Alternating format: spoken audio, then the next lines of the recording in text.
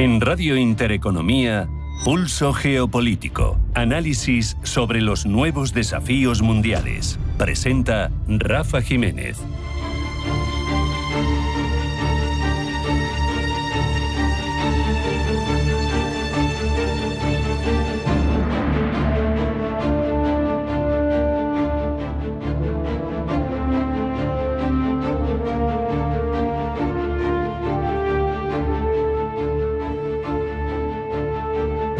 Bienvenidos al Pulso Geopolítico de Intereconomía y al autodenominado Día de la Liberación de Donald Trump. Es con lo que hace referencia, con ese término, a esa imposición de aranceles elevados a socios comerciales, no a contrincantes. Una iniciativa que ha tomado, como digo, incluso con aquellos con los que tiene tratados de libre comercio vigentes y representa un punto de inflexión potencialmente peligroso en las relaciones internacionales y la economía global. Más allá de la retórica nacionalista que busca presentar estas medidas como un acto de empoderamiento de Estados Unidos frente a un mundo que le engaña, las consecuencias de esta política proteccionista unilateral pueden llegar a ser devastadoras, evocando fantasmas como los de los años que siguieron a la Gran Depresión en la década de los 30 en Estados Unidos, y pueden terminar golpeando de forma verdaderamente grave a los equilibrios geopolíticos que ahora mismo están mutando. Esa imposición de aranceles elevados supone una ruptura fundamental con el principio de libre comercio, que con altibajos ha sido el que ha dominado la economía mundial en las últimas décadas, cuando socios comerciales estrechos, clave, como la Unión Europea, Canadá, México o Japón, por poner algunos ejemplos, se ven perjudicados por estas medidas que son unilaterales, aunque luego tienen cumplida respuesta, como es lógico, tienen que responder precisamente imponiendo a su vez medidas de vuelta recíprocas, y eso desencadena una espiral proteccionista que puede conducirnos a una crisis económica mundial, pero no solo. Además de que la historia enseña que las guerras comerciales, lejos de beneficiar a los países que las inician, suelen tener efectos negativos generalizados, internos. Como digo, la vez más parecida que hubo unas medidas de calado anteriormente fue en el año 1930 con la ley Smoot-Hawley, y que tendría que servir para Donald Trump de advertencia seria sobre los peligros del proteccionismo, porque no consiguieron levantar cabeza hasta prácticamente después de ganar la Segunda Guerra Mundial con los aliados y con la Unión Soviética de por medio, ya lo saben. Tuvo que estar Franklin Delano Roosevelt varias legislaturas al frente del país, algo que, por cierto, ahora parece que insinúa Donald Trump que quiere emular, a pesar de que la 22ª enmienda se lo prohíbe. En cualquier caso, esa ley de aranceles Smoot-Hawley tuvo un efecto catastrófico. No estimuló la economía estadounidense, provocó una drástica reducción del comercio internacional, exacerbó la intensidad de su crisis propia económica, contribuyó a difundir la depresión a escala mundial. Y ante esa situación, Estados Unidos, ¿qué hizo? Ante ese tiro en el pie que se pegó, como probablemente se está pegando ahora mismo a Donald Trump, se vio obligado a dar marcha atrás, a retirar la legislación arancelaria. El daño estaba hecho y la recuperación económica tardó años en concretarse. Trump insiste en mantener sus lemas de campaña electoral cuando está gobernando, y eso es peligroso. Es profundamente preocupante, según advierten los expertos. Estados Unidos está mandando un mensaje de unilateralismo, de desconfianza. ¿Y esto qué puede tener como efecto? Pues evidentemente, cuando no te quieren, buscas quien lo haga. Eso significa que hay bloques, antaño amigos, hasta ahora amigos y socios, que pueden buscar el cariño en otros poderes económicos, militares y demográficos. No hay más que ver cómo los BRICS representan una gran cantidad del PIB mundial y de la población mundial, y si un bloque comercial tan importante y de PIB tan importante como la Unión Europea no tiene eco a un lado del Atlántico, igual lo tiene al otro lado del continente euroasiático. La influencia de Washington, si esto se produce, podría disminuir el orden mundial, que ha sido liderado por Estados Unidos, primero en clara pugna con la Unión Soviética, pero liderándolo, y luego solo desde la Segunda Guerra Mundial. Pues puede correr peligro ese América primero de Donald Trump, con la que ha conseguido ganar su segunda elección. Al final puede terminar volviéndose en contra de la propia Estados Unidos, debilitando su liderazgo global, creando un mundo mucho más multipolar de lo que le gustaría al presidente estadounidense y, sobre todo, potencialmente mucho más inestable. erosiona la confianza mutua de quienes Estados Unidos dice, a pesar de maltratarlos, que siguen siendo sus socios. También cooperación en otros ámbitos, no solo en lo económico. No pensemos que esto se queda solo en el bolsillo, la seguridad, la política exterior, porque en paralelo también está toda la discusión que ha puesto sobre la mesa Trump sobre la financiación de la OTAN, sobre la capacidad de no defender a socios a pesar de que lo tiene suscrito, sobre la capacidad de vaciar de contenido a una alianza atlántica que está ahora mismo de, al menos relativa, capa caída. Y esto es una apuesta peligrosa, se está jugando mucho el futuro, cuando probablemente, y si se cumpliera con las leyes constitucionales estadounidenses, sería su último mandato. Y cuando en apenas 2 años tiene las elecciones midterm, donde se renueva la mitad de la Cámara de Representantes y 1/3 del Senado. Y sin embargo, estas medidas tan contundentes pueden acabar por decantar la presencia de Estados Unidos hacia adentro y entonces generar quien lo sustituya en el panorama internacional. Puede ser, como digo, devastador para el orden geopolítico que ahora mismo se está reconfigurando en una multipolaridad que no le gusta demasiado a Estados Unidos, pero que tiene que asumir de una manera u otra que va a ser así. Al final, esto está impulsando a los socios europeos y va a seguir haciendo socios europeos del norte de América, como Canadá, del norte de América, como México y como Pacífico, del Asia-Pacífico, como Japón, buscando, como digo, otros socios, está haciendo nuevos equilibrios geopolíticos y geoestratégicos. Y al final, si Estados Unidos quiere preservar un orden de comercio internacional en el que ha mandado durante muchas décadas, tendrá que reconsiderar sus decisiones graves, tendrá que tratar mejor a quienes dice que son sus amigos y tendrá que no repetir errores que ya ha cometido en el pasado, porque esos errores pueden costarle mucho, como digo, en un momento en el que parece que el eje del mundo ha girado hacia Asia-Pacífico y en el que puede perder parte de su preeminencia mundial. Si no reconsidera su política internacional, los libros de historia, al lado de la ley Smoot-Hawley, tendrán un nuevo epígrafe como gran error de Estados Unidos, el del Día de la Liberación. Ahora vamos con una pequeña parada, un tiempo para la publicidad, a la vuelta a titulares que elabora Blanca del Tronco. No se vayan porque sigue Pulso Geopolítico en Intereconomía.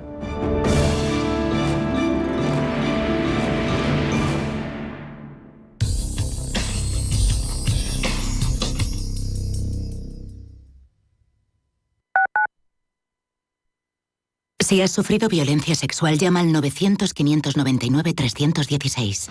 En el Centro de Crisis 24 Horas de la Comunidad de Madrid te ofrecemos atención psicológica, asistencia jurídica y apoyo social. Siempre disponibles para ayudarte.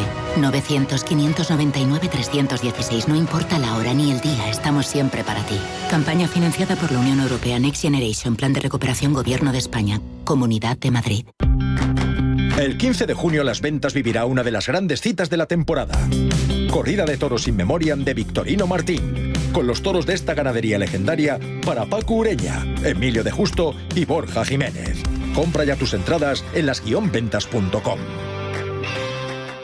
Los nuevos conceptos energéticos son ya un presente. Por ello, en Radio Intereconomía nos sumamos cada semana a I Más Verde, un programa sostenible y eficiente, productivo e innovador en el que analizamos etiquetas tan conocidas como eco, cero, bajas emisiones, descarbonización o renovables. Recíclate cada martes de 10 a 11 de la noche en Radio Intereconomía con José Luis Pichardo y descubre el futuro más verde. Atención inversor, únete al club de inversión de Grupos Eneas. Estamos especializados en la compra, reforma y venta de inmuebles y otros activos, ofreciendo rentabilidades muy atractivas. Coinvierte con nosotros. 91 639 0347. Grupos Eneas, tu aliado en la inversión. Abuelo, quiero trabajar, pero me piden 1000 cosas digitales. Apúntate a los cursos gratis de Madrid Aula Digital. Yo fui el otro día a uno. ¿Tú? Claro, aprendí a evitar fraudes en Internet y hasta manejo mejor el móvil. También hay cursos para ayudarte a encontrar empleo. auladigital.comunidad.madrid. Me inscribo ya. Proyecto financiado por la Unión Europea. Next Generation. Plan de recuperación. Gobierno de España. Comunidad de Madrid.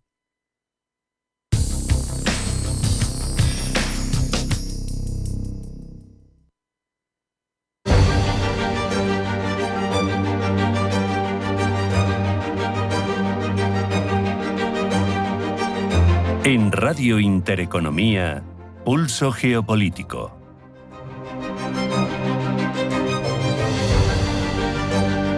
Desgranamos ya toda la información más relevante en el ámbito internacional. Primero en forma de titulares que elabora Blanca del Tronco. Blanca, bienvenida, buenas tardes. Buenas tardes. Ha llegado el Día de la Liberación. Hoy el presidente de Estados Unidos, Donald Trump, tiene previsto anunciar una nueva batería de aranceles a numerosos países, desde la Unión Europea a México, pasando por Canadá y la India, que amenaza con afectar a los mercados internacionales y ahondar la guerra comercial que ya ha comenzado. Está previsto que el anuncio se haga a las 10 de la noche, hora española. La Junta Militar birmana rechaza la tregua a pesar del terremoto. La Junta Militar birmana ha rechazado la tregua ofrecida por una poderosa alianza de guerrillas y ha advertido de que continuará sus operaciones defensivas, con el conflicto civil como gran obstáculo a las tareas de ayuda tras un sismo que deja cerca de 3.000 muertos. Mientras, en Bangkok, en Tailandia, las autoridades aseguran que aún buscan salvar vidas en el edificio derrumbado por el terremoto, con 15 fallecidos y alrededor de 70 personas atrapadas. Israel amplía su ofensiva en Gaza. El ministro de Defensa israelí, Israel Katz, ha anunciado que Israel amplía su ofensiva en el sur de la Franja de Gaza para eliminar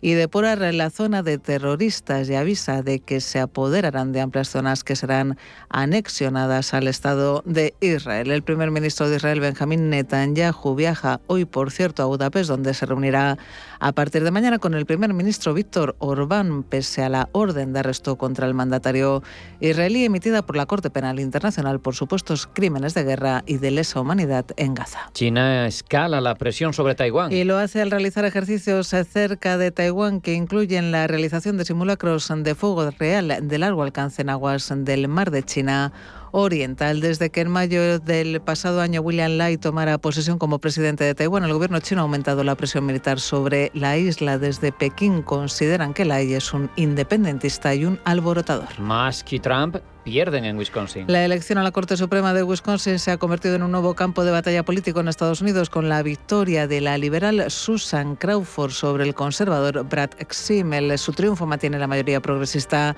en el tribunal, lo que supone un revés para el presidente Donald Trump y su aliado Elon Musk, quienes invirtieron millones en la campaña de su oponente. Este miércoles, por cierto, el fabricante de coches eléctricos propiedad de Elon Musk, Tesla, divulga las cifras de producción y entregas de vehículos en el primer trimestre de 2025, periodo en el que se prevé una pronunciada caída interanual de sus ventas, condicionadas por la participación de Elon Musk en el gobierno del presidente Trump. Rusia vuelve a atacar territorio ucraniano. La pasada noche Moscú volvió a atacar territorio ucraniano con drones kamikaze de larga distancia que han afectado sobre todo las ciudades de Kharkov y Zaporilla, en un contexto de denuncias mutuas sobre la violación de la tregua energética. Mientras, en Bruselas, el secretario general de la OTAN, Mark Rutte, ofrece una rueda de prensa previa a la reunión que celebra mañana jueves y el viernes los ministros de Exteriores de la Alianza Atlántica, y a la que asistirá por primera vez el secretario de Estado de Estados Unidos, Marco Rubio, con la situación de Ucrania como telón de fondo.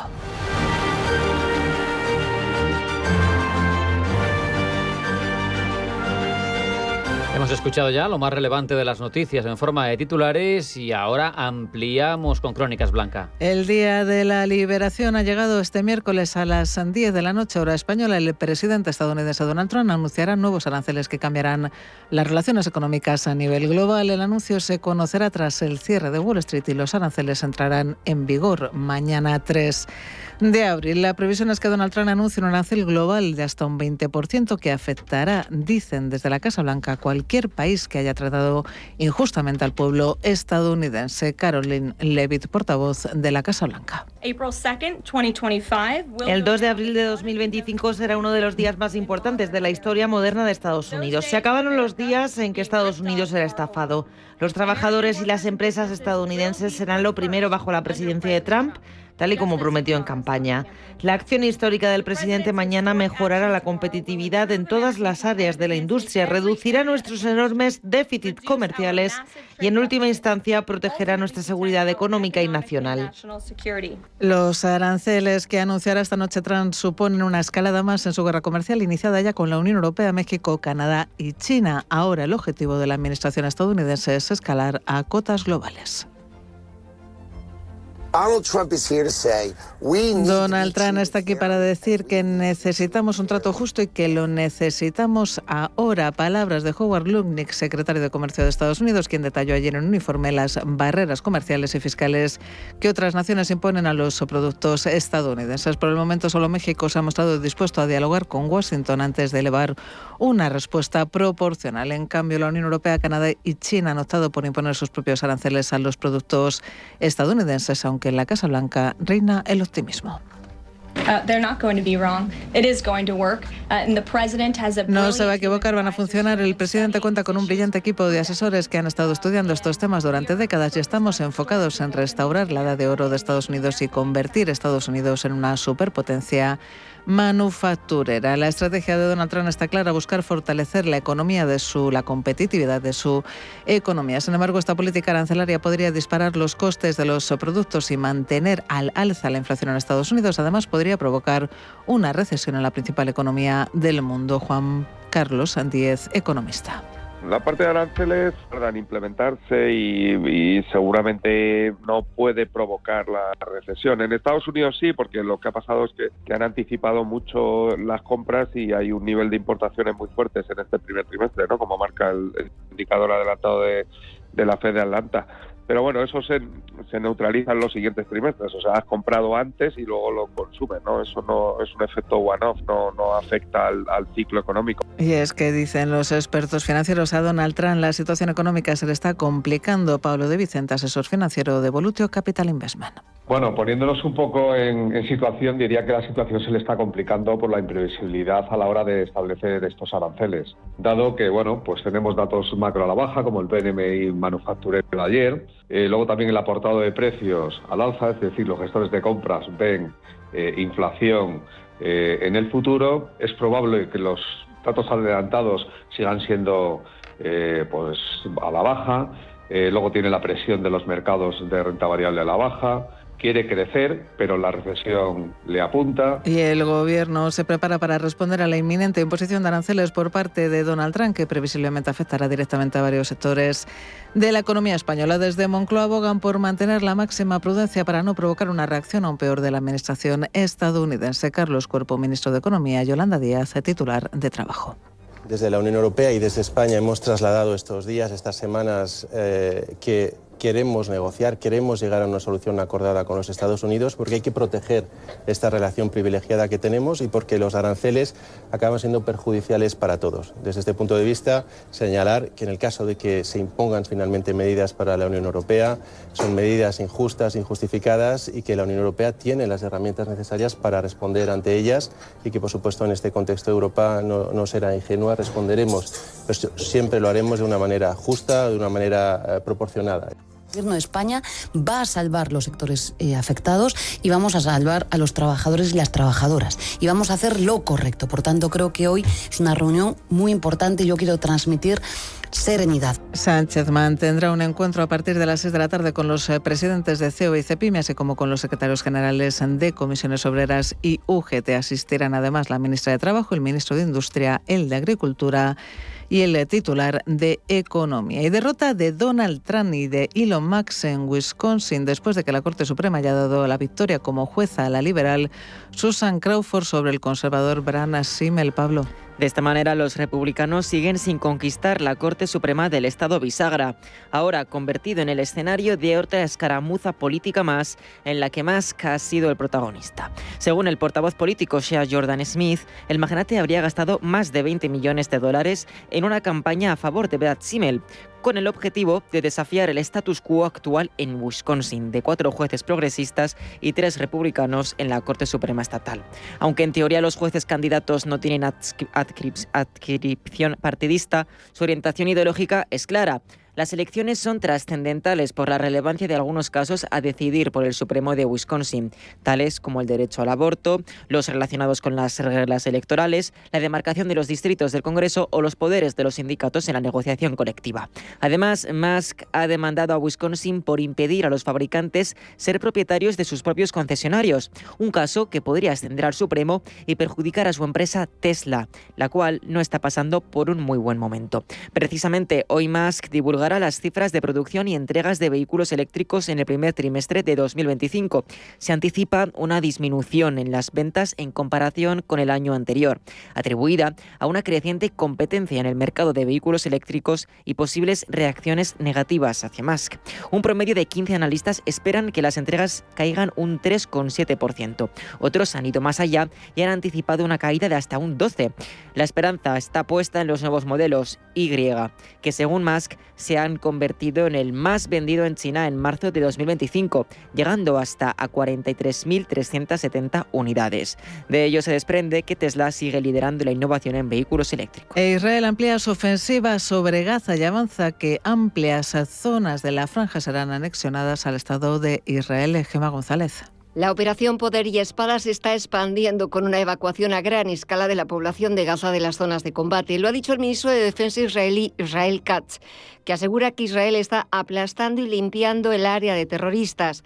Katz ha instado además a la población a actuar para expulsar a Hamás y devolver a todos los rehenes como única manera, ha dicho, de acabar con la guerra. El anuncio llega después de una nueva oleada de bombardeos que han dejado al menos 15 muertos. Los ataques contra el sur del enclave palestino se intensificaron el pasado 31 de marzo, cuando el ejército ordenó nuevas evacuaciones en el área de Rafah. En paralelo a los ataques de Israel sobre Gaza, Estados Unidos ha vuelto a atacar en Yemen, donde los rehenes hutíes mantienen su apoyo a los palestinos de Gaza. Según el gobierno de los hutíes, el objetivo ha sido una instalación civil en la provincia de Al-Hodeida, en el oeste del país, concretamente el edificio de la Autoridad del Agua. Como respuesta, el grupo yemení asegura haber disparado contra buques de guerra enemigos, incluido el portaaviones estadounidense Josh Harry S. Truman. Los hutíes de Yemen, aliados de Irán, reiniciaron sus ataques contra el tráfico marítimo en el Mar Rojo y Arábigo cuando Israel rompió su tregua con Hamás. Intentan así mostrar su solidaridad con los palestinos y presionar para un alto el fuego en Gaza. Y Rusia ha retomado los ataques sobre Ucrania después de un día de silencio, justo un día antes de la cumbre de la OTAN que celebrará mañana en Bruselas, a la que acudirá Marco Rubio. Pablo. Las fuerzas de seguridad de Ucrania han pasado la noche reparando daños y apagando fuegos provocados por el último ataque ruso, con 74 drones. Alcanzó la ciudad de Kharkov y dejó un número indeterminado de heridos y fallecidos. En Sumy y en Nikopol, además, dañó la línea eléctrica, en apariencia de manera desintencionada, a diferencia de otros ataques previos, según Zelensky. Recientemente ha habido ataques en la ciudad de Jersón, donde, explica el presidente ucraniano, un dron ruso atacó una instalación y equipo energético de forma deliberada, dejando sin electricidad a toda la ciudad. Esta naturaleza sistemática y constante en los ataques rusos, dice Zelensky, indica claramente que Moscú desprecia los esfuerzos diplomáticos de sus socios.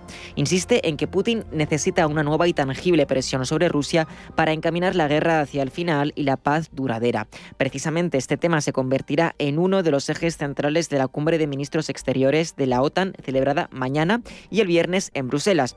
El encuentro estará presidido por el secretario general de la OTAN, Mark Rutte, de quien esperamos avances esta tarde a las 4 en una rueda de prensa. Previsiblemente se debatirán las prioridades en materia de seguridad, incluidas las inversiones en defensa y la garantía de una paz duradera en Ucrania. Una de las novedades de este encuentro será la presencia del secretario de Estado de Estados Unidos, Marco Rubio. La falta de Washington se hizo notar en la última cita en París, organizada para esbozar la coalición de voluntarios y a la que asistieron múltiples países de la OTAN, incluidos Canadá y Turquía. Si la Casa Blanca acude en esta ocasión, quizá puede deberse a que se tratarán temas relacionados con China y la amenaza compartida que supone para las alianzas europea y la atlántica e Indo-Pacífica.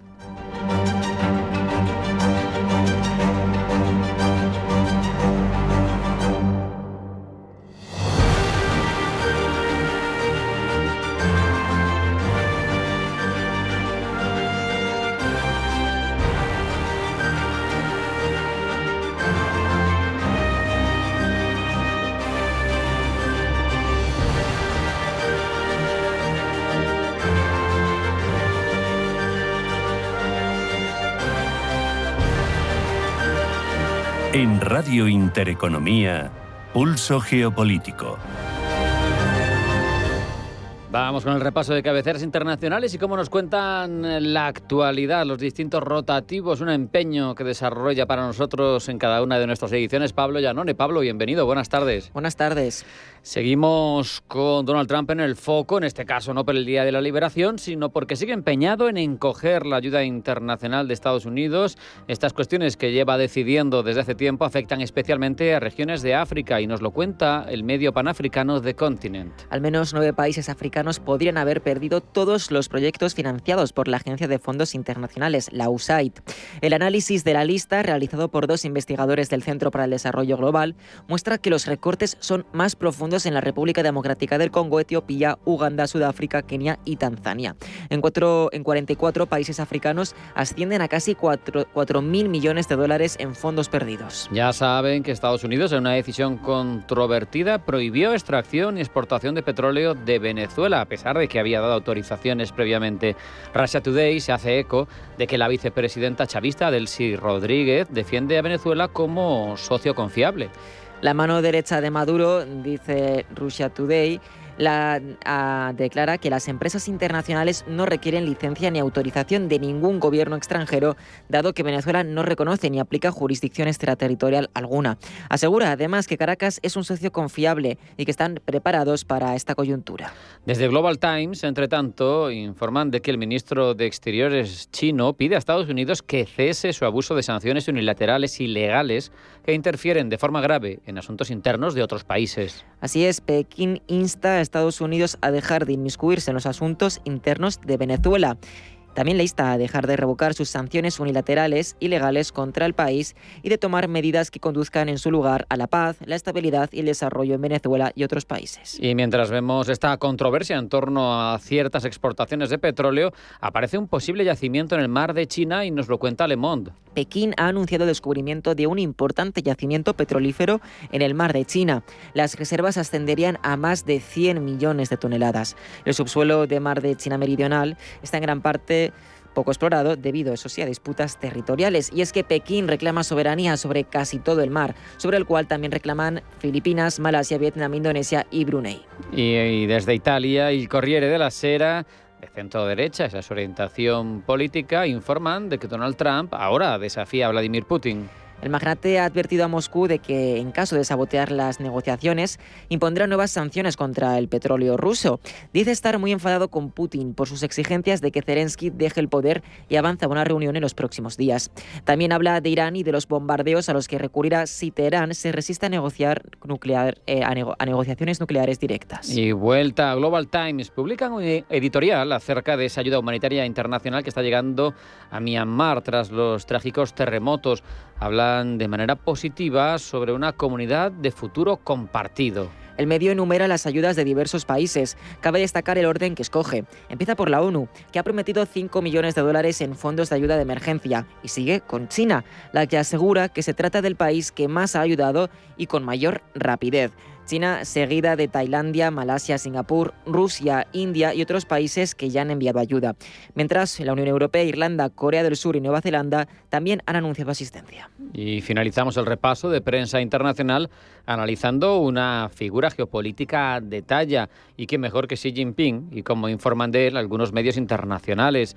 Hemos visto que Fox News solo cuenta de él para despreciar su supremacía sobre Joe Biden o para ensalzar el liderazgo de Donald Trump, al que reconocen como capaz de forjar vínculos con líderes tan influyentes como el chino o el ruso.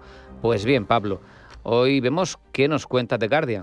Desde el medio británico nos llega una cobertura bastante a favor de Xi Jinping. Considera abiertamente que la intimidación del presidente estadounidense a aliados y socios es cortoplacista y que aumentará el poder de Beijing, no el de Washington. Esto se ve reflejado en titulares como Estados Unidos se hunde mientras China capitaliza el daño causado por Trump. Con esto se refiere a cómo Pekín podría aprovechar un debilitamiento de Washington para acercarse más a Taiwán, hasta ahora protegida por la Casa Blanca. Otro titular que revela la posición del medio es: China podrá sobrevivir a los aranceles de Trump y su política exterior alcista le ayudará en el largo plazo. Con esto, el medio le da la espalda a los aliados de Estados Unidos y a las instituciones globales y dice que Trump ayudará a Xi Jinping a avanzar con su plan para un mundo centrado en China. De esta manera se podría decir que el medio británico empodera la figura de Jinping en desfavorecimiento de la de Trump.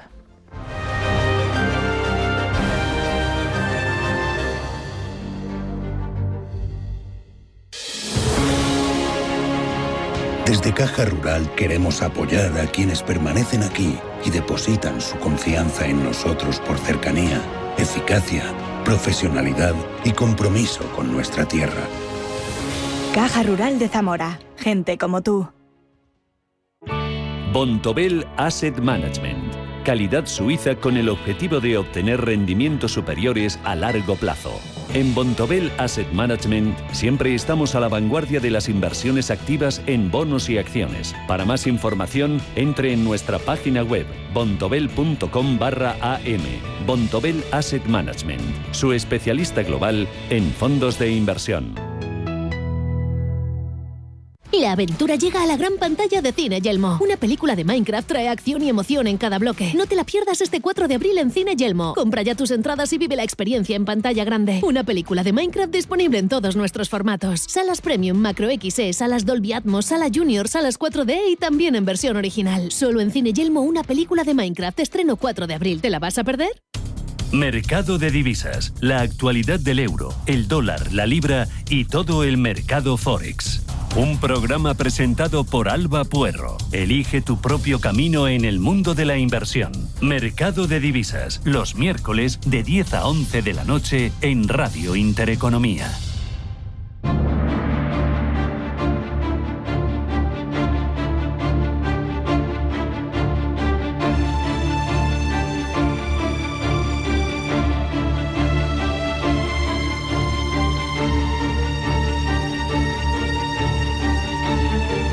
Serbia vive sumida en una profunda crisis institucional y popular, donde la legitimidad de quienes gobiernan está siendo cuestionada por masivas movilizaciones de ciudadanos, especialmente jóvenes. Sin embargo, a diferencia de otras movilizaciones, en este caso Bruselas se muestra bastante tibia. Parece que preocupada porque ya hay demasiados conflictos en suelo europeo y todo en medio de un proceso de adhesión de la ex república yugoslava a la Unión Europea que está durando mucho más de lo que parece conveniente. ¿Qué está sucediendo en Serbia y por qué? Se lo preguntamos a Sergio Castaño, coordinador del grado en Relaciones Internacionales de UNIR. Sergio, bienvenido, buenas tardes. Hola, ¿qué tal? Buenas tardes.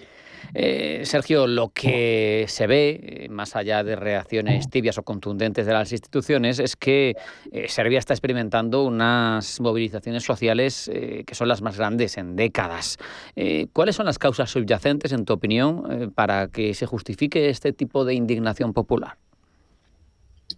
Bueno, en primer lugar hay que tener en cuenta de dónde parte Serbia, la descomposición por completo de Yugoslavia. Belgrado trataba de mantener la hegemonía sobre los diferentes territorios, conflictos hasta el 95, posteriormente el conflicto con Kosovo, y Serbia ha tenido muchas dificultades para recuperarse de la guerra. Hay que tener en cuenta también la intervención internacional, la intervención de la OTAN en el año 99, los juicios contra Milosevic, y a partir de aquí, con Boris Tadic, Serbia trata de integrarse en el sistema europeo, trata de aproximarse a la Unión Europea. Grandes esperanzas para la sociedad serbia de poder conseguir un desarrollo similar al de Eslovenia, por ejemplo, o al que está consiguiendo Croacia una vez que se integró en la Unión Europea. Sin embargo, el cambio de gobierno en el año 2012 lleva a un giro radical, un gobierno tildado de populista, con el SNS, el Partido Progresista, y este Partido Progresista está jugando, en cierto modo, a dos bandas. Mantiene la candidatura de Serbia para integrarse en la Unión Europea, pero a la vez tiene excelentes relaciones con Rusia. Esa aproximación a Rusia está llevando a que muchas de las propuestas y las iniciativas que podían llevar a Serbia a integrarse en la Unión Europea se estén dilatando, y la sociedad, una sociedad joven, porque son los estudiantes los que están saliendo a la calle, que no ha vivido la guerra, pero que sí que han vivido ese clima de esperanza de que todo iba a cambiar en Serbia, se ven que no llegan esos cambios. Y es que además hay una cuestión muy importante que podemos analizar en Serbia, pero que también se puede ver en otros países que formaban la antigua Yugoslavia, o incluso en Albania, también pues en otros países que formaban parte del bloque soviético. Cuando termina el comunismo, que bueno, en Yugoslavia no era un país tan vinculado con la Unión Soviética, la Yugoslavia de Tito tenía un régimen más suave, pero tampoco hablamos de una economía capitalista. Cuando termina ese modelo y se inicia una transición hacia un sistema capitalista democrático, hubo personas que ya estaban próximas al gobierno que aprovecharon la situación para acaparar todos los bienes de producción, todas las empresas, y eso ha generado un desarrollo del crimen organizado, también grandísimas diferencias entre ricos y pobres, y eso es lo que está demandando ahora mismo la sociedad y en concreto los estudiantes serbios.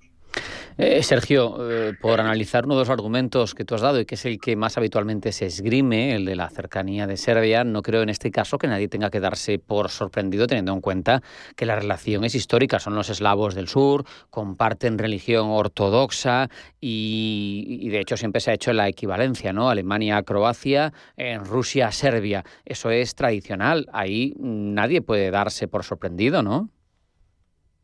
No, esa es la realidad, un componente étnico-cultural que ha vinculado de forma tradicional a lo que es Yugoslavia, ¿no? Los estados eslavos del sur con Rusia, pero sí que es verdad que cuando se desintegra la Unión Soviética, todos los países, y no solo la antigua Yugoslavia, sino todos los países del este de Europa, miran hacia la Unión Europea, tratan de integrarse en la OTAN, dan la espalda a Rusia, y esto mismo trató de hacer Serbia después de la guerra. En el año 2003, 2004, todavía en una situación complicada, porque todavía estábamos hablando de Serbia y Montenegro, posteriormente la independencia de Montenegro, el conflicto de Kosovo, las tensiones con Kosovo, pero sí que parecía que Serbia podía seguir una línea muy similar a la que habían iniciado otros países del este de Europa, aproximarse a la Unión Europea y terminar integrándose. Pero es cierto que esos vínculos históricos que estamos viendo que en otros países también están surgiendo, porque hemos tenido elecciones en Rumanía de forma reciente y también en sectores que parece que se muestran nostálgicos de aquellos tiempos más vinculados con la Unión Soviética, ahora con Rusia. Aquí es clave el cambio de posición en el tablero internacional que ha adoptado Rusia desde el año 2004 o desde el año 2008, ¿no? Con el conflicto en Georgia, cuando Rusia reemerge como gran potencia internacional y lleva a que algunos sectores de estos países pues vuelvan a mirar a Rusia. Es una alianza normal y en Serbia se da la paradoja de que mantiene un acuerdo de libre comercio con la Unión Europea, pero también un acuerdo de libre comercio con Rusia. Precisamente, la Unión Europea, hemos hablado ahora de esa eterna candidatura. Vamos a analizar al revés cómo se está viviendo desde la propia Bruselas, desde la Unión Europea, todo lo que está sucediendo en Serbia. Hay quien acusa a Bruselas de ser muy tibia, de ser mucho más activa y mucho más beligerante, al menos en lo dialéctico, a la hora de criticar lo que está sucediendo, por ejemplo, en Georgia, de otras circunstancias, ¿no? En las que dice, no, los dirigentes no pueden actuar así. Sin embargo, aquí, siendo un candidato de adhesión a la Unión Europea, parece que hay mucha tibieza. ¿A qué se debería esta tibieza por parte de Bruselas? Bueno, lo vimos ya desde la guerra de Yugoslavia. La posición de Bruselas con respecto a Serbia no tiene nada que ver con la posición que ha adoptado con respecto a Ucrania. Hay muchos más intereses en que Ucrania se sume al proyecto europeo que Serbia. Todavía Serbia, pues, el resto, ¿no? lo que supuso la guerra, la acción llevada a cabo por la Serbia de Milosevic contra las poblaciones de los diferentes territorios, ha dejado huella.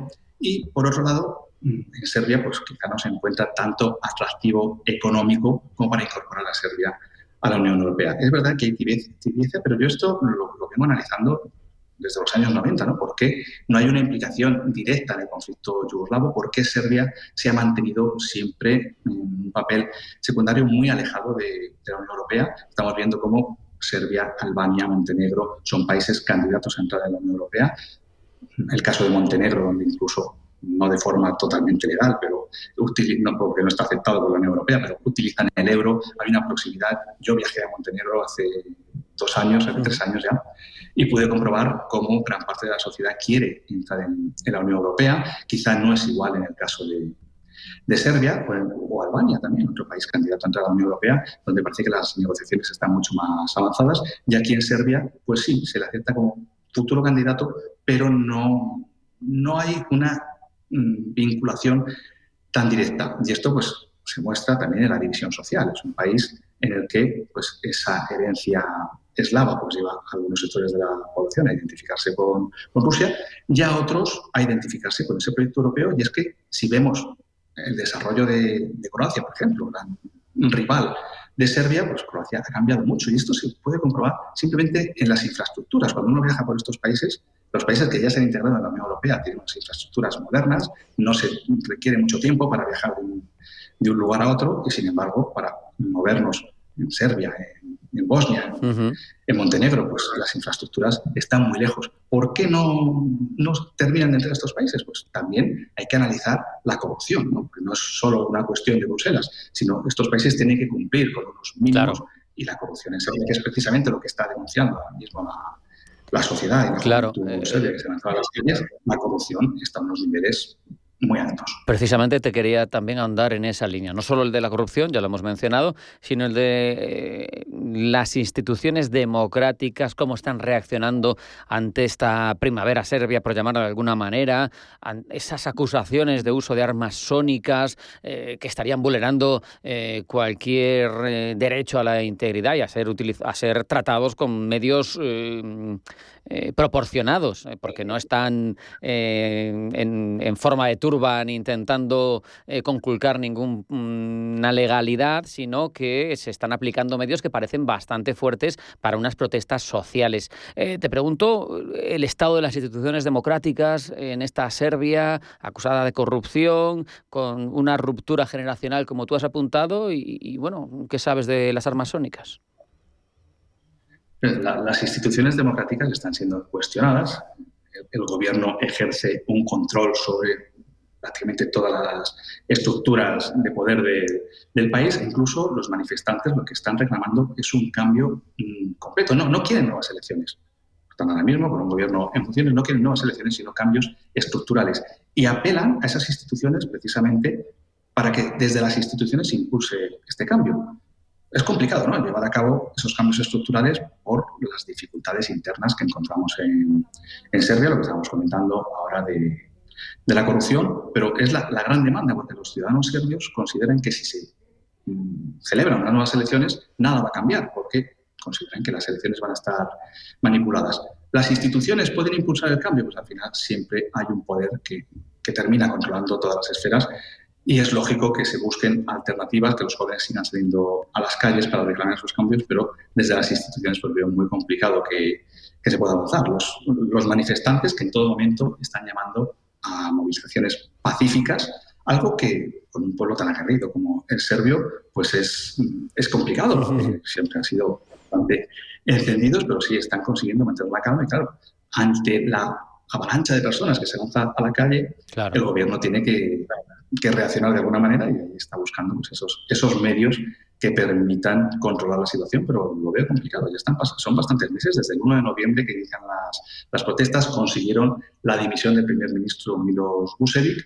La situación está paralizada, pero la gente sigue lanzándose a las calles. Se cumplían 5 meses ayer de esta tragedia en la estación de Novi Sad, y lo tiene complicado el gobierno. Probablemente, no sé si estamos ante una primavera, pero sí que tendrán que tomar alguna decisión para que las cosas cambien y se pueda al menos tener un atisbo de esperanza y que estas manifestaciones pues encuentren un reconocimiento a sus protestas. Para terminar, Sergio, te pido una apuesta. ¿Qué futuro se vislumbra para Serbia a corto o medio plazo?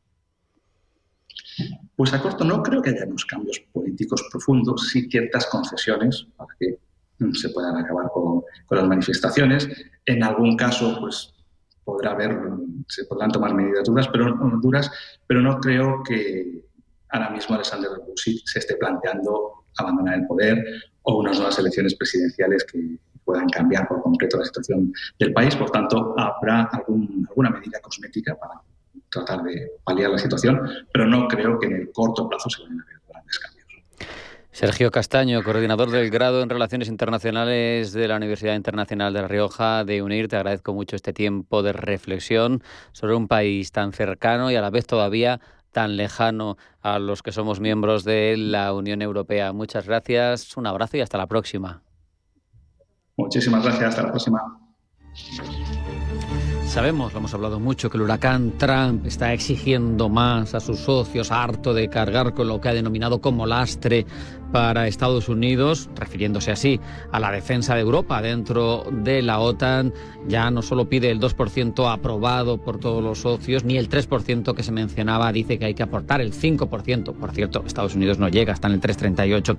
En cualquier caso, sigue insistiendo en que si no se aporta un gasto relevante y suficiente por parte de los socios europeos a la defensa y a las capacidades de la OTAN, pues que dejará a cada uno de los socios al albur de lo que decidan, pues por ejemplo Putin. Hay que acordarse de cómo decía en campaña y en la anterior legislatura: voy a indicarle a Putin quiénes no aportan para que les ataque. En cualquier caso, este es un asunto que está dando mucho de lo que hablar. ¿Qué pasa cuando miramos y analizamos las tablas de gasto? ¿Quién gasta menos? ¿Por qué? ¿Qué se tiene en cuenta para ese gasto? ¿Y qué capacidad hay de ponerlo en otro orden y de subirlo? Pues bien, de todo eso hablamos con Cosme Ojeda, que es profesor de la Universidad CEU San Pablo. Bienvenido, Cosme, muchas gracias por estar aquí. ¿Qué tal? Gracias a vosotros por recibirme. Lo primero casi sería matizar un poco cómo se considera el gasto en defensa, porque a lo mejor pensamos que en la mente, cuando escuchamos a Trump, que nos está refiriendo a la compra de obuses, a la compra de aviones, y puede que haya, yo creo que lo hay, algunos socios que incluyen dentro de ese gasto pues el gasto en pagar pensiones de militares, que a lo mejor un país gasta muchísimo, pero otro que gasta menos es más eficaz su gasto. No sé si sobre eso también habría matiz que hacer. Sí, claro, si nos metemos en el detalle, que el diablo está en los detalles, al final, claro, no todos contabilizan igual y de hecho ahora hay varios países que para mejorar esas cifras que figuran en las estadísticas, pues querrían contabilizar cosas que no se contabilizan o que otros sí contabilizan.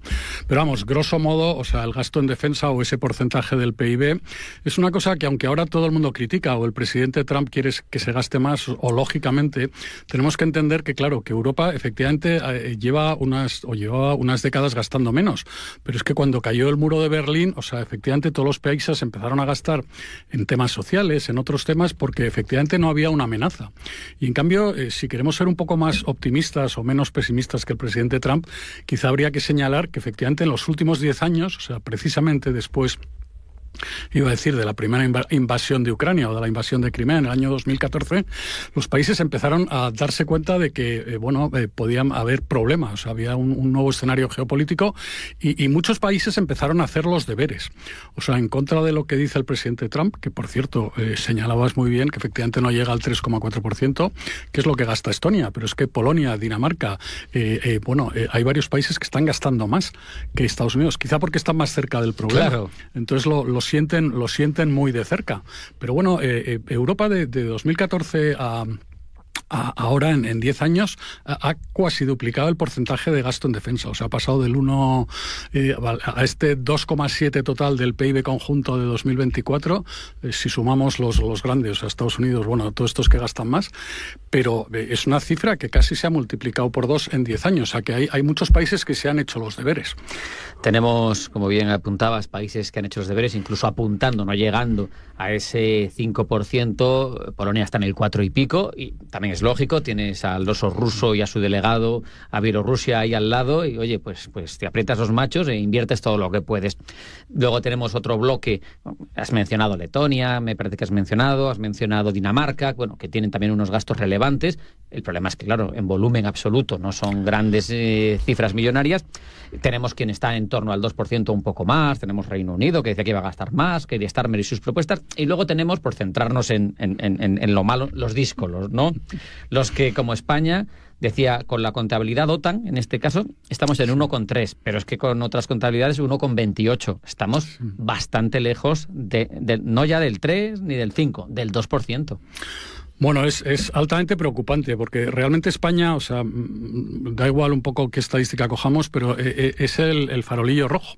O sea, en todos los gráficos, me da igual, The Economist sacaba esta semana un gráfico y claro, nosotros salimos los últimos. Si tenemos en cuenta que el presidente Trump no lee papeles más largos de una página, como vea un gráfico de estos, o sea, va a empezar a disparar, no sé si somos un país brico o no, pero es preocupante. O sea, el secretario general de la OTAN ha estado con el presidente Sánchez y le ha advertido de forma diplomática, educada, que Europa está ciertamente preocupada. O sea, cuando los grandes países, o España es una de las grandes economías del euro, no participan, eso puede producir desfases de seguridad significativos. Entonces, o sea, si España recibe tantos fondos Next Generation, si España recibe muchos contratos OTAN, si España está a las buenas, claro, debería estar también a las malas. O sea, porque además el problema del presidente Sánchez es que muchas veces, desgraciadamente, o sea, le encanta hacerse fotos. O sea, el otro día en Londres daba grandes abrazos al presidente ucraniano, pero luego, o sea, a la hora de retratarse, o sea, hay países como Bélgica que no dan grandes abrazos y dicen que no van a cumplir y están un poquito mejor que España. Pero lo que no podemos es presumir de lo que no hacemos. Me gustaría, Cosme, explicar aquí, porque le decías tú, el diablo está en los detalles y las estadísticas se leen, las cifras en economía se leen como tú quieras. Porque Sánchez no mentía cuando decía que estamos entre los 10 que más contribuyen, pero claro, nos hacía una trampa, porque la variable con la que se tiene en cuenta para determinar si cumples o no es un porcentaje de tu PIB. Y claro, el presidente, para justificar sus palabras, a lo que aludía es a la cantidad final. ¿Qué pasa? España es la cuarta economía de la zona euro, 1,4 billones de PIB grosso modo. Por lo tanto, ese 1,20 y tantos % equivale 19.000 millones, algo así. Y eso es una cifra que en términos absolutos, como tienes mucho más PIB que Estonia, que Letonia, que Finlandia, que se ha incluido ahora en la OTAN, bueno, pues evidentemente aportas más.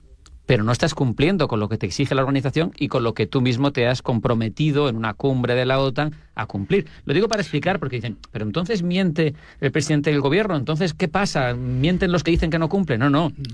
Es cuestión de ver la realidad económica y de no interpretarla con sesgo, ¿no? Pero no nos podemos hacer trampas con el solitario. O sea, al final la principal forma de medir digamos la métrica estándar es el porcentaje del PIB. Y ahí simplemente somos los últimos. Y eso no es bueno, como decía yo antes con Trump, pero con el resto de los socios. O sea, si no queremos ser negativos, o sea, has dicho esta cifra de 19.000 millones, grosso modo Europa está gastando 325.000 millones en defensa, que es una cifra muy significativa y que, como digo, o sea, en 10 años se ha multiplicado por 2. O sea, Dinamarca, que por ejemplo está ayudando con un 0,8 a Ucrania, o que ha duplicado, o sea, que está como Polonia ya gastando más del 4%, o sea, son países quizá más pequeños, pero están dando ejemplo y están demostrando que se puede. O sea, en temas de defensa, de seguridad, ayer decía Alemania que si lo metemos con el déficit, que si lo sacamos por otro lado... Hay que hacer ingeniería financiera. Que si hacemos ingeniería financiera... El otro día alguien ponía un ejemplo en algún medio internacional que decía, en Estados Unidos, un profesor americano, decía, bueno, Alemania, por ejemplo, está gastando o está dando a las familias, que por cierto en España deberíamos aprender, a toda familia que tiene hijos menores de 18 años, les da 3.000 euros al año, que es una buena ayuda a las familias, que yo creo que aquí deberíamos aplicarla. Pero bueno, nos vamos por las ramas. Pero decía, solo ese gasto es mayor que lo que Alemania gasta en defensa. Entonces, o sea, hay por dónde recortar. Alemania hace muchos años, cuando cayó el muro y tuvo que ayudar a reconstruir la parte de Alemania del Este, a crear empleo, etcétera. O sea, todos los alemanes pagaron una especie de plus o suplemento, no sé cómo llamarlo. El impuesto de reunificación. Exacto, para ayudar a mejorar las condiciones de los... Y estuvieron muchos años que cuando llegaba el mes de junio y tenían que hacer la declaración de la renta, lo hacían. O sea, que podemos encontrar fórmulas en Europa. Lo que no puede ser es que los polacos tengan millones de ucranianos allí, o sea, que les estén ayudando, que estén oyendo, o sea, cómo pasan los aviones rusos, que claro, por eso están intentando defenderse. Hoy es 5 de marzo y nos olvidamos, hoy es el aniversario de las fosas de Katyn. Los rusos decidieron, una vez en Moscú, que había 22.000 prisioneros oficiales, gente con estudios, que los mataron a todos. O sea, 22.000 personas. Los polacos saben lo que son los rusos. Y dicen, no, es que detrás de Ucrania, o sea, van los bálticos y vamos nosotros. Depende de cómo evolucionen las cosas. Por eso con la mitad de PIB que España, con 700.000 millones, gastan el 4 y pico % del PIB. Una pregunta que me llama la atención también para centrar esto, yo no sé si esto lo has estudiado tú, pero claro, el incremento de gasto militar, si se produjera, vamos a poner que los 800.000 millones, los 500.000 que dice Alemania, y te pones. Y se habla en ese aporte extra de reducir la dependencia de la industria militar estadounidense. Y yo me pregunto, ¿pero la industria militar europea está en disposición de asumir una lluvia de fondos pero producir lo que se le pide, no sé si me entiendes. Dice, vale, yo le puedo pedir 800.000 millones a la industria Rheinmetall y a todas las que hay, pero ¿son capaces de producir lo que yo quiero? Sí, o sea, la base industrial europea, o sea, yo el otro día, yo siempre digo que el coche que más me ha gustado que he tenido era un Saab. El otro día salían 33 grandes industrias europeas, o sea, fundamentalmente alemanas, etcétera, pero entre ellas aparecía Saab en Suecia. O sea, la industria militar europea, o lo que queda de ella, o los restos frente a China, sigue siendo muy competitiva, y si tiene contratos de seguridad y defensa, enseguida se podría, o sea, no tarda unos días. Estados Unidos, o sea, salió de la Gran Depresión en muy pocos años, en los años 40 precisamente, o sea, reforzando la industria militar, que luego fue lo que solventó la Segunda Guerra Mundial. O sea, los rusos pusieron los muertos, pero los aviones, los tanques, las botas, la munición, la pusieron las fábricas americanas, por cierto, con las mujeres trabajando, porque los hombres estaban aquí defendiendo en el frente. O sea, que nosotros yo creo que sí nos podemos adaptar relativamente rápido. O sea, Dinamarca es un ejemplo, es un país muy rico, con un aporte social no brutal. Eso iba a apuntarte, que no deja de lado el componente social, a pesar de dedicar mucho a lo militar. Quiero decir, no significa que por dedicar a lo militar haya que quitar de lo social, ¿no? Bueno, en principio. O sea, el The Economist decía que esto de aumentar los gastos de defensa, decía que con el ejemplo danés, con el ejemplo polaco, que sí se puede hacer, o lo que hemos hecho en Europa en los últimos 10 años. O sea, que sí se puede, como decían ciertamente algunos que preferimos no recordar. Pero lo que pasa es que hay que decidir, o sea, hacemos recortes, aumentamos los impuestos, aumentamos la deuda. O sea, una de las cosas que le ha gustado mucho a Sánchez, igual que decir, bueno, vamos a federalizar o pedir un préstamo europeo, o vamos a aceptar una deuda, como explicabas tú antes, de los alemanes. Claro, el problema es que los alemanes ya han dicho, bueno, muy bien, si es a través de la deuda y hacemos excepciones, desde el primer momento Alemania ha dicho, muy bien, pero para los que estén cumpliendo con el 2%. O sea, que allí Italia y España ya no entrarían. Entonces, o sea, no podemos jugar... Según me interese, o sea, yo creo que el presidente Sánchez va a tener un problema con sus socios. O sea, con estas pintorescas chicas de Podemos que se ponen el pañuelo palestino y que hablan de cosas de defensa o cosas militares.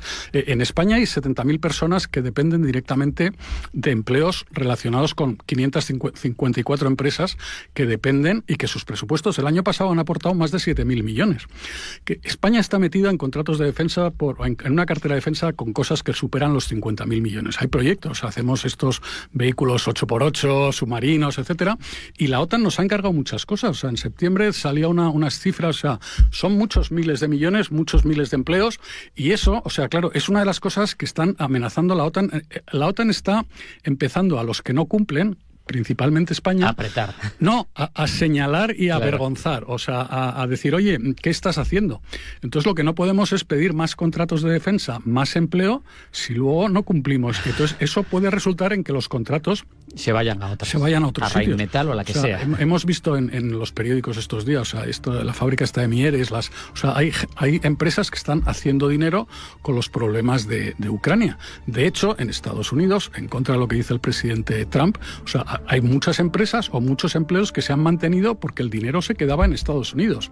Pero bueno, sería otra. Al final, sí, se nos acaba el tiempo y la conclusión es que se puede, pero que hay que querer. Sí. Y hay que tomar decisiones a veces controvertidas, pero valientes para cumplir. Y que cuando estás en un club no puedes solo recibir, tienes también que dar. Cosme Ojeda, profesor de CEU San Pablo, ha sido un placer hablar contigo estos minutos. Muchas gracias. Igualmente. Hasta la próxima.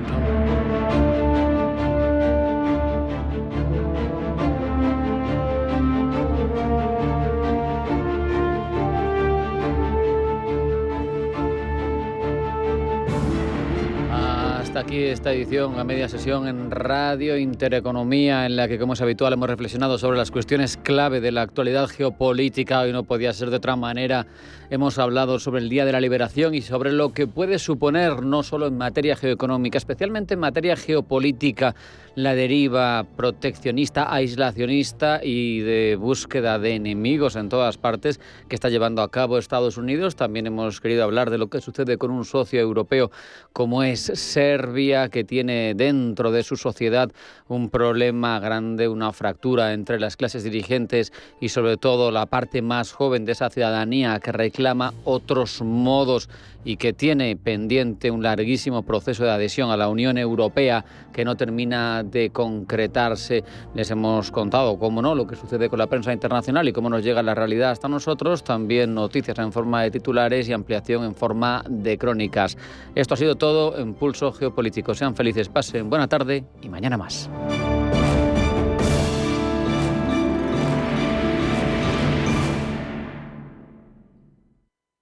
¿Tu vehículo es tu herramienta de trabajo? Alquiver es el renting realmente flexible. La solución para tener tu vehículo siempre operativo y con todos los servicios en una cuota mensual fija, sin permanencias ni sorpresas. Alquiver, la compañía pionera con la más completa gama de vehículos de renting flexible para empresas en España. Infórmate en el 900 700 009 o en alquiver.es. Esta Semana Santa hay un lugar donde la historia cobra vida, el vino cuenta secretos y la tradición emociona. Ese lugar es el mejor municipio enoturístico de España, Peñafiel.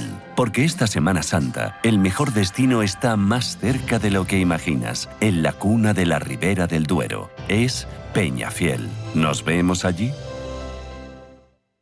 Las noches de lunes a jueves en Radio Intereconomía te convocamos a Disidencia Deportiva, un programa diferente, independiente, apasionante, disidente y deportivo. Disidencia Deportiva, de lunes a jueves a las 11 de la noche, tu tertulia de deportes en Radio Intereconomía. Los mercados financieros, las bolsas más importantes, información clara y precisa. Esto es Radio Intereconomía.